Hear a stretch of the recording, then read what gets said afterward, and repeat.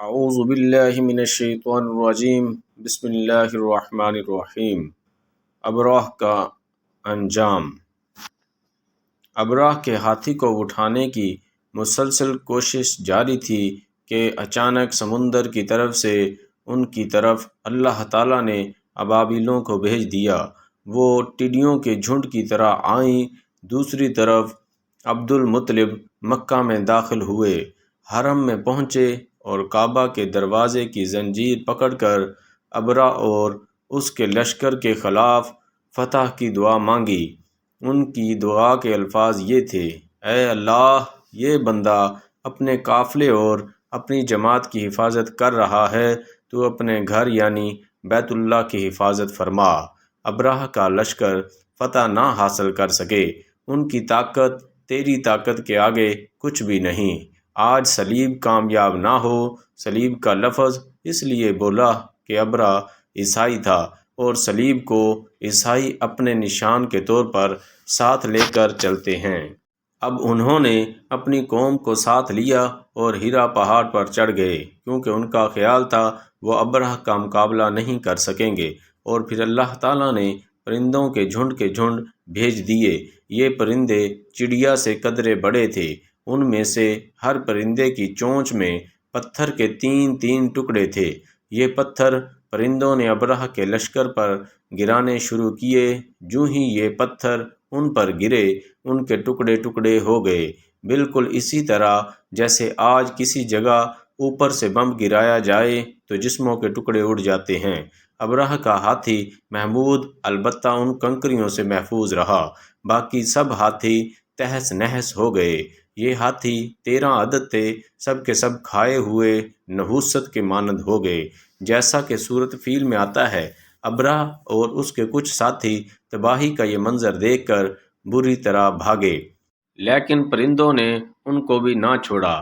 ابراہ کے بارے میں طبقات میں لکھا ہے کہ اس کے جسم کا ایک ایک عضو الگ ہو کر گرتا چلا گیا، یعنی وہ بھاگ رہا تھا اور اس کے جسم کا ایک ایک حصہ الگ ہو کر گر رہا تھا۔ دوسری طرف عبد المطلب اس انتظار میں تھے کہ کب حملہ ہوتا ہے، لیکن حملہ آور جب مکہ میں داخل نہ ہوئے تو وہ حالات معلوم کرنے کے لیے نیچے اترے۔ مکہ سے باہر نکلے تب انہوں نے دیکھا سارا لشکر تباہ ہو چکا ہے۔ خوب مال غنیمت ان کے ہاتھ لگا، بے شمار سامان ہاتھ آیا۔ مال میں سونا چاندی بھی بے تحاشا تھا۔ لشکر میں سے کچھ لوگ ایسے بھی تھے جو واپس نہیں بھاگے تھے، یہ مکہ میں رہ گئے تھے۔ ان میں ابراہ کے ہاتھی کا محاوت بھی تھا، جو محمود کو آگے لانے میں ناکام رہا تھا۔ ہمارے نبی حضرت محمد صلی اللہ علیہ وسلم اس واقعہ کے چند دن بعد پیدا ہوئے۔ آپ جس مکان میں پیدا ہوئے وہ صفا پہاڑی کے قریب تھا۔ حضرت کعب احبار رضی اللہ تعالی عنہ کہتے ہیں کہ میں نے تورات میں پڑھا تھا کہ رسول اللہ صلی اللہ علیہ وسلم کی پیدائش مکہ میں ہوگی۔ یہ کعب پہلے یہودی تھے، اس لیے تورات پڑھا کرتے تھے۔ دنیا میں آتے ہی حضور اکرم صلی اللہ علیہ وسلم روئے۔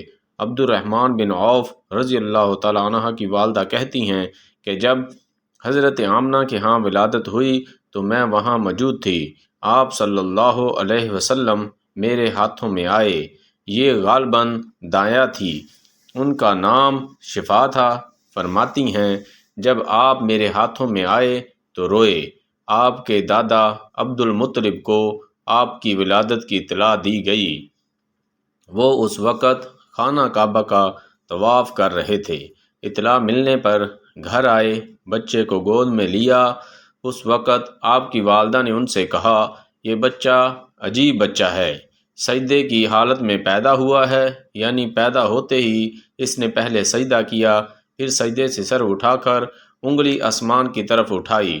عبد المطلب نے آپ کو دیکھا، اس کے بعد آپ کو کعبہ میں لے آئے۔ آپ کو گود میں لیے رہے اور طواف کرتے رہے، پھر واپس لا کر حضرت آمنہ کو دے دیا۔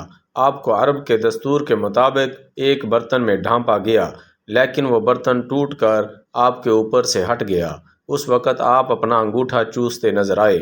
اس موقع پر شیطان بری طرح چیخا۔ تفسیر ابن مخلد میں ہے کہ شیطان صرف 4 مرتبہ چیخا۔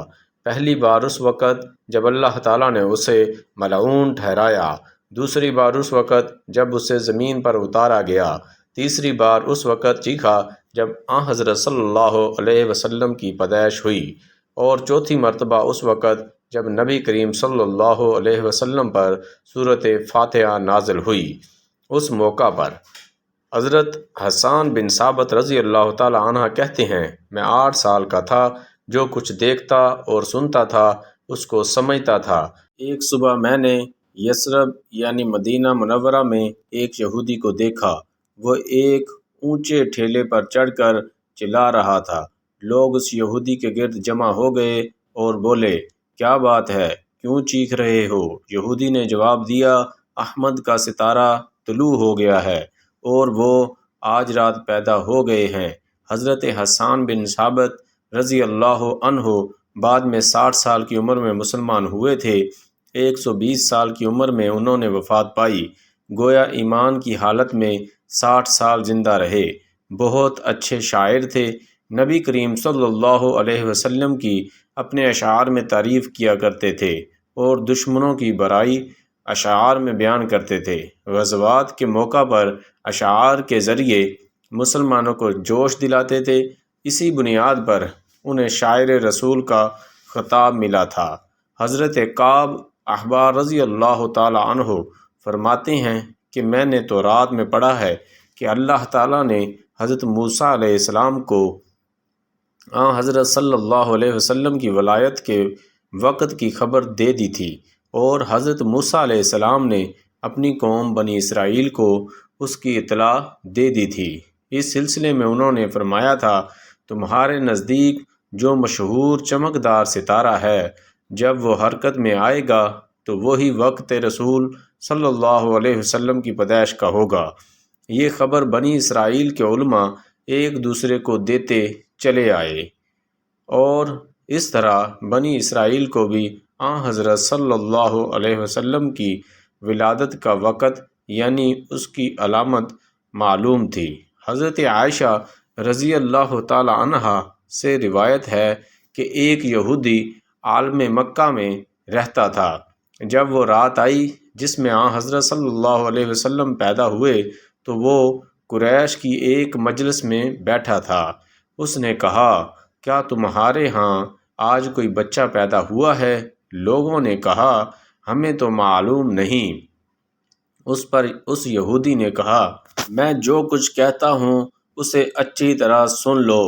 آج اس امت کا آخری نبی پیدا ہو گیا ہے، اور قریش کے لوگوں، وہ تم میں سے ہے، یعنی وہ قریشی ہے۔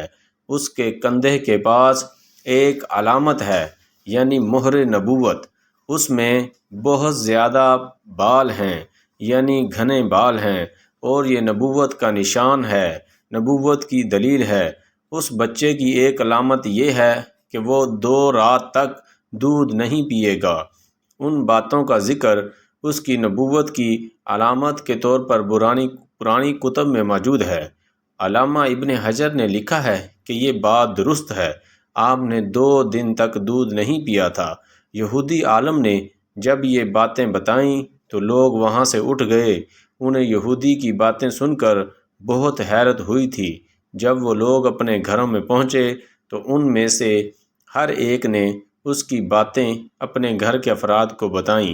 عورتوں کو چونکہ حضرت آمنہ کے ہاں بیٹا پیدا ہونے کی خبر ہو چکی تھی، اس لیے انہوں نے اپنے مردوں کو بتایا، ذرا چل کر مجھے وہ بچہ دکھاؤ۔ لوگ اسے ساتھ لیے حضرت آمنہ کے گھر کے باہر آئے، ان سے بچہ دکھانے کی درخواست کی۔ آپ نے بچے کو کپڑے سے نکال کر انہیں دے دیا۔ لوگوں نے آپ کے کندھے پر سے کپڑا ہٹایا۔ یہودی کی نظر جوں ہی مہر نبوت پر پڑی، وہ فوراً بے ہوش ہو کر گر پڑا۔ اسے ہوش آیا تو لوگوں نے اس سے پوچھا، تمہیں کیا ہو گیا تھا؟ جواب میں اس نے کہا، میں اس غم سے بے ہوش ہوا تھا کہ میری قوم میں سے نبوت ختم ہو گئی، اور اے قریشیو، اللہ کی قسم، یہ بچہ تم پر زبردست غلبہ حاصل کرے گا اور اس کی شہرت مشرق سے مغرب تک پھیل جائے گی۔ عزیز دوستو، اگر ویڈیو اچھی لگی تو ویڈیو کو لائک کر دیں، سبسکرائب کر دیں اور بیل آئیکن بٹن کو دبا دیں تاکہ ہر نئی آنے والی ویڈیو آپ تک آسانی سے پہنچ سکے۔ اللہ حافظ۔